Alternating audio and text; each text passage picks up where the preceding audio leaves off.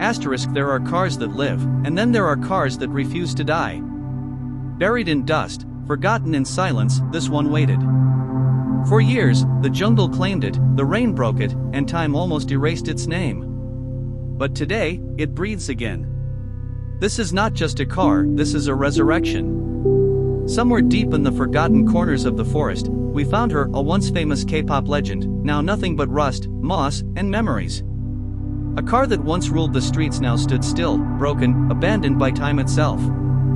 But where the world saw scrap, one man saw a story worth saving.